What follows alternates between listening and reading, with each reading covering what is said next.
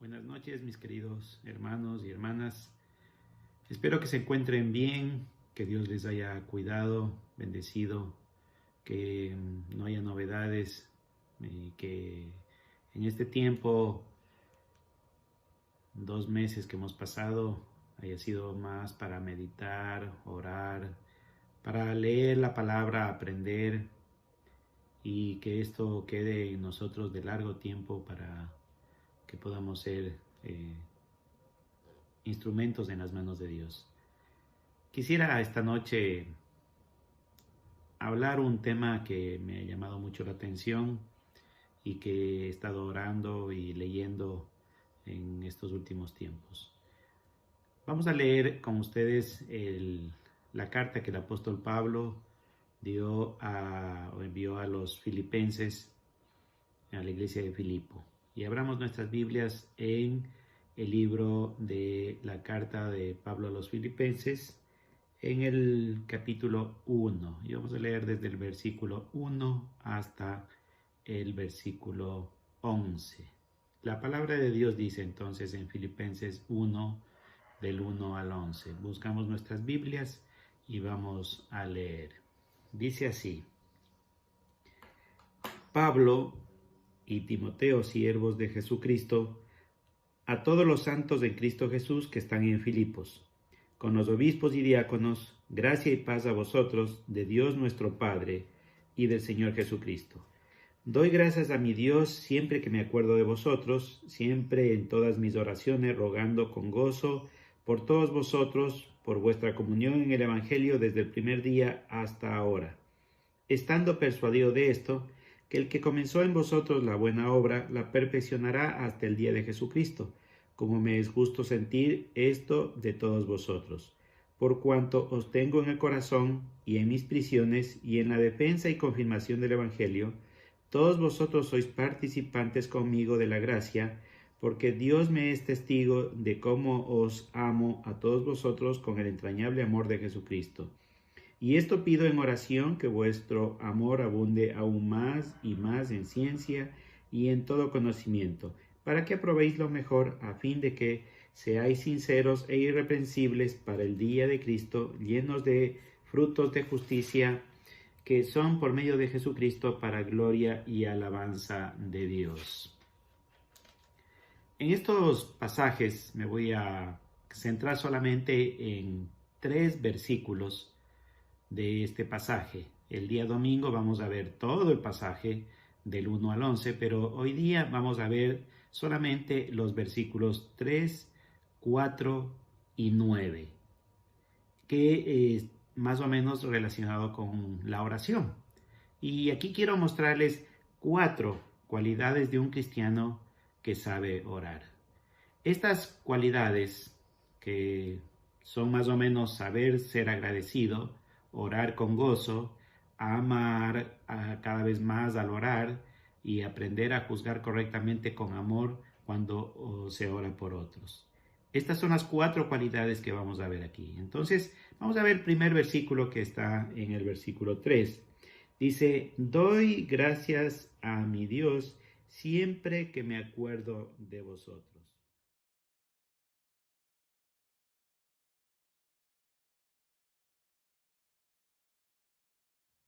Todo creyente que ora a Dios, no solo que debe dar gracias por lo que Dios es o por lo que Él hace, sino que debe aprender a dar gracias por la obra que Dios hace en la vida de otros creyentes. Vamos a buscar un pasaje que lo van a ver ustedes en la presentación. Primera Tesalonicenses 5:18.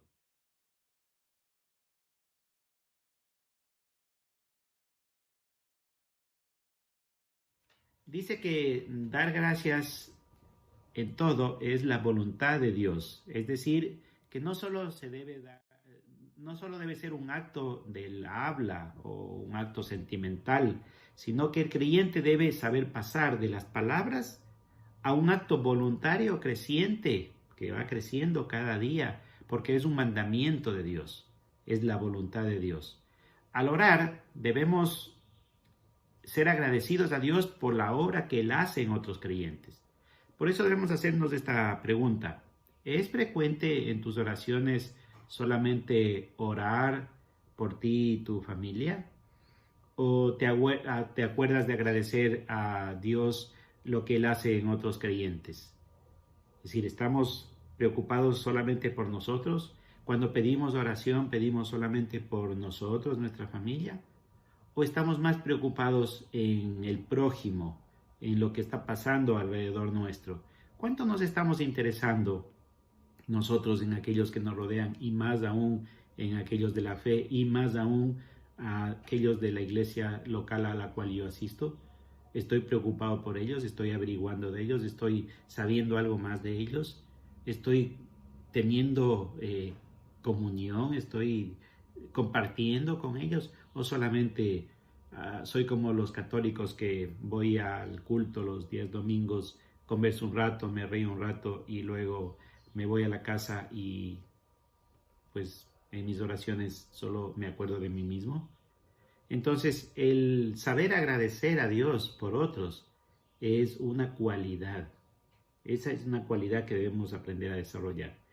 La segunda cualidad está en el versículo 4.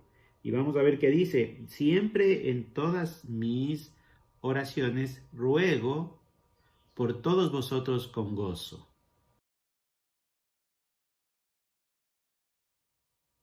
Aquí es interesante que el apóstol Pablo está mencionando que él ora con gozo.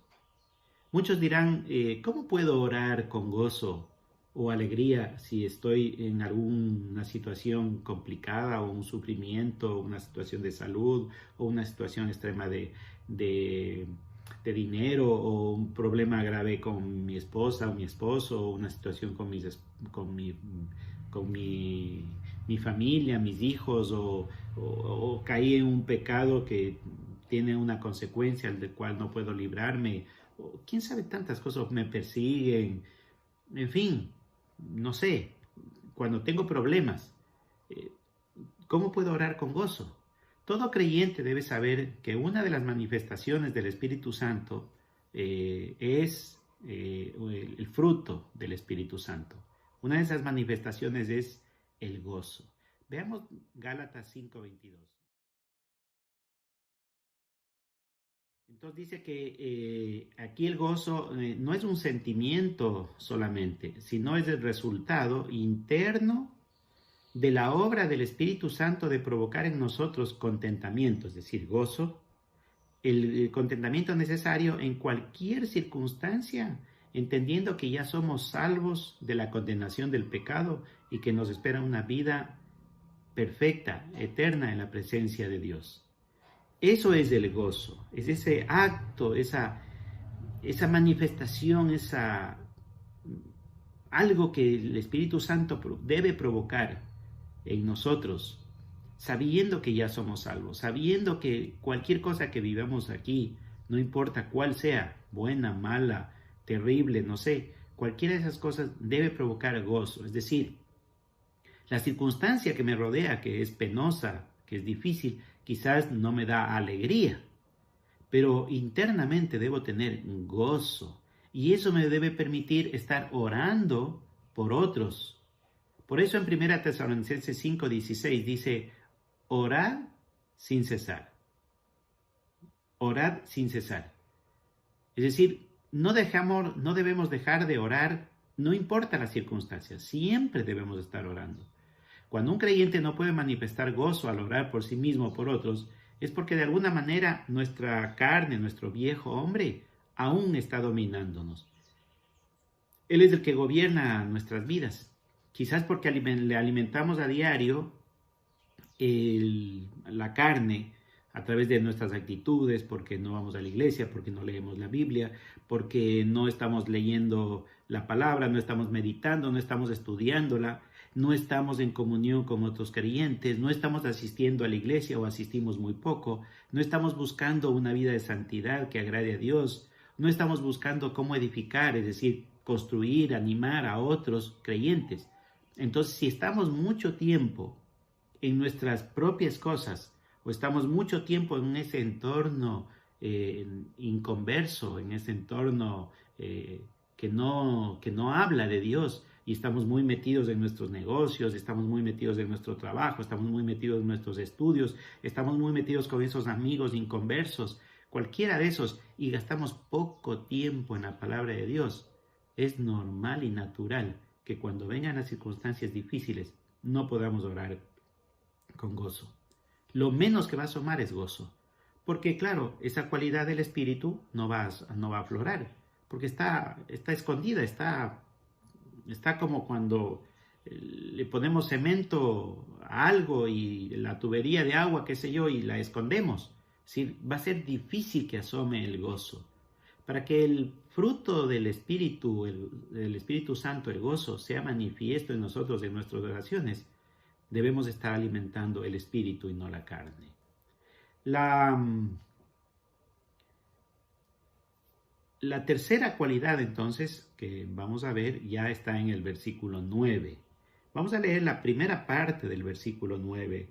Dice, y esto pido en oración, que vuestro amor abunde aún más y más. Entonces, la tercera cualidad es amar cada vez más al orar.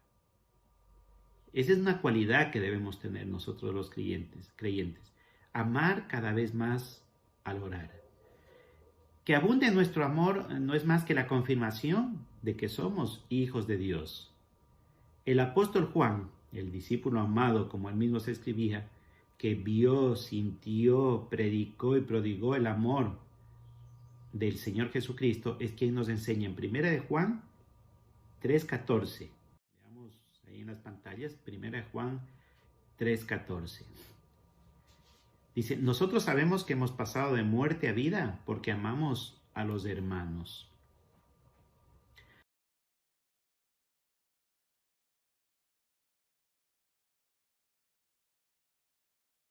A más de ser una manifestación del Espíritu, como el gozo, el amor, es un mandamiento que generalmente se demuestra al orar por otros y desear de alguna manera que otros también crezcan en el amarse unos a otros, en el amar al Señor constantemente, en el crecer espiritualmente.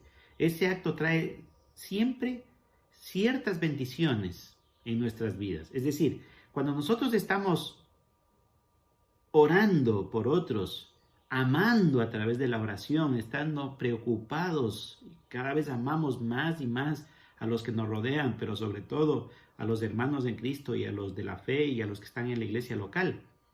Saben que van a haber unos resultados que a veces no nos damos cuenta. Pero dice Santiago 5:16. Vamos a buscar Santiago 5:16 o si no, véanlo en sus pantallas.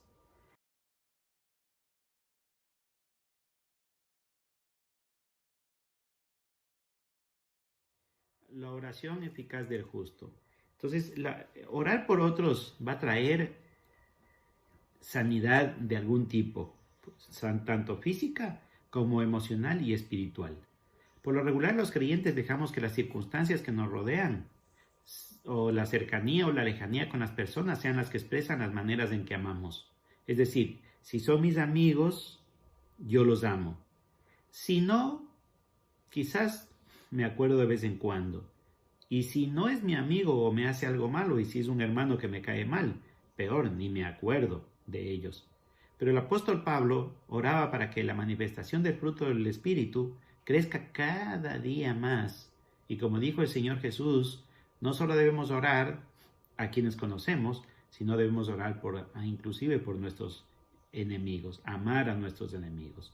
Entonces, preguntémonos, ¿estamos realmente aprendiendo o creciendo o abundando cada día más en el amor, sobre todo a través de orar por otros? La cuarta cualidad que vamos a ver en este mismo versículo 9 del capítulo 1 de Filipenses es lo que dice en la segunda sección de ese versículo, cuando dice Vamos a leer de nuevo, dice, y esto pido en oración que vuestro amor abunde aún más y más en ciencia y en todo conocimiento. Entonces, aquí podemos ver entonces que Pablo oraba para que el amor crezca, abunde, pero también que abunde en ciencia y en conocimiento. Entonces, aquí podemos decir que la cuarta cualidad es aprender a juzgar correctamente con amor cuando oramos por otros. La ciencia no es más que el conocimiento técnico de las cosas. Por lo tanto, entender que cuál es la ciencia del amor no es más que comprender cómo amar de una manera justa y por lo tanto hacer justicia y amar al mismo tiempo es un imperativo en creyente. Y uno puede preguntarse, ¿cómo uno puede amar y hacer justicia al mismo tiempo? Pues la respuesta está en cómo Dios nos ama y hace justicia. Porque Él cargó la justicia que reclamaba el pecado, que es la muerte, la cargó en su Hijo Jesucristo. Y al mismo tiempo nos amó. Entonces nos ama y alguien tuvo que morir por nuestro pecado. Es decir, la justicia no deja de hacerse justicia. El pecado debe ser corregido, el pecado debe ser juzgado. Pero hay un dicho que dice, Dios ama al pecador, pero odia el pecado. Y es exactamente lo que nos está pidiendo aquí. ¿Cómo va a abundar el amor en ciencia y en conocimiento? Todo creyente debe aprender a juzgarse a sí mismo en amor y en justicia. Es decir, debe amarse a sí mismo, pero al mismo tiempo debe condenar el pecado que aflore en sus vidas. Y también en los demás creyentes, en los que nos rodean. Nosotros debemos aprender a amar a nuestros hermanos y juzgar su pecado. Y para hacer justicia en forma imparcial se requiere permanentemente el aprendizaje de la palabra de Dios, en donde vamos a aprender cómo amar y hacer justicia al mismo tiempo. Este proceso de aprendizaje y conocimiento solamente se adquiere a través de estar tiempo con la palabra y practicar la palabra. No se alcanza de la noche a la mañana, sino que requiere mucho tiempo, mucho esfuerzo y mucha voluntad de nosotros mismos. Un juez, para aquellos que son abogados o para aquellos que han visto películas sobre los abogados y juicios, un juez justo, si que es justo, no solo debe conocer la teoría, sino que debe vivirla y al mismo tiempo tratar de entender la realidad de los que le rodean para poder juzgar correctamente. Además de que conoce las leyes, conoce los procesos para que esas leyes funcionen, debe conocer la realidad de la vida. Debe aprender debe haber vivido, debe estar conociendo a las personas, debe estar ahí en su mundo para entender cuándo las acciones que realiza una persona son voluntariamente para hacer algo malo o es por una necesidad o por una ignorancia que lo hizo. Nuestro Señor Jesús nos dejó un claro ejemplo, no solo de vida, sino cómo es orar por otros con el sentido de que crezcamos en amor y en conocimiento de la palabra para poder juzgar correctamente. Veamos en Juan 17, 19, 20.